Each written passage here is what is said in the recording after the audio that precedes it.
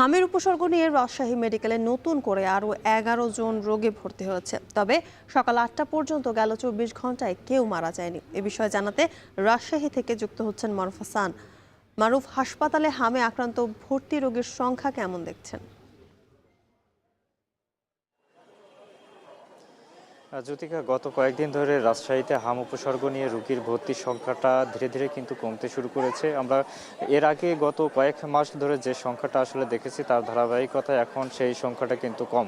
গত ২৪ ঘন্টায় Rajshahi medical college হাসপাতালে হাম উপসর্গ নিয়ে নতুন করে ভর্তি হয়েছে ১১ জন, এবং গত ২৪ ঘন্টায় এখানে মৃত্যুর কোনো সংখ্যা ঘটনাও ঘটেনি, এবং পাশাপাশি এখানে হাম থেকে মুক্তি লাভ করে এ পর্যন্ত ডিসচার্জ অর্থাৎ হাম থেকে উপসর্গ থেকে মুক্তি হয়ে বাসায় ফিরেছেন ১১ জনের মতো। তবে গত কয়েকদিন ধরে হামের যে প্রাদুর্ভাবের কথা এর আগে আমরা দেখেছি সেই সংখ্যাটা কিন্তু কমতে শুরু করেছে। এখানে যারা চিকিৎসা কাজে জড়িত যেসব চিকিৎসক আছেন তারা বলছেন যে হামের যে প্রাদুর্ভাব সেটি আসলে ধীরে ধীরে কমতে শুরু করেছে। বিশেষ করে নবাবগঞ্জ, নওগাঁ এই অঞ্চলগুলোতে আমরা দেখেছি যে প্রথম অবস্থায় প্রাদুর্ভাবটা অনেক বেশি ছিল, যার কারণে পরবর্তীতে সেই জায়গাগুলোতে হামের যখন টিকাদান কর্মসূচি ক্যাম্পেইন চালানো হয় তার পরপরই কয়েক সপ্তাহের ব্যবধানে সেখানে কিন্তু সেই রেশিওটা কিন্তু অনেকটাই কমে গিয়েছে।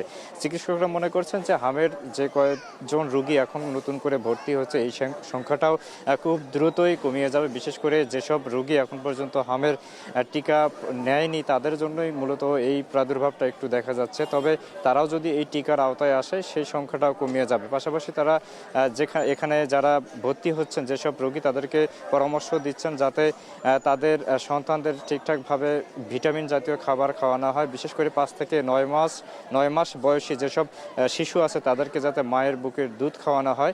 পাশাপাশি যেসব আরও ধরনের রোগ আছে সেগুলো নিরাময়ের জন্য চিকিৎসকের সার্বক্ষণিক পরামর্শ নেওয়া হয়, এমনটি কিন্তু তারা বলছেন। পাশাপাশি এখানে স্বজন যারা আছেন রোগীদের নিয়ে আসা তারাও বলছেন যে হামের যে সব চিকিৎসা এবং সহযোগিতা তারা পাচ্ছেন তারা অনেকটাই খুশি, এবং মাঝে মধ্যে তারা ক্ষোভ প্রকাশ করছেন ঠিকমতো বেড না পাওয়ার কারণে।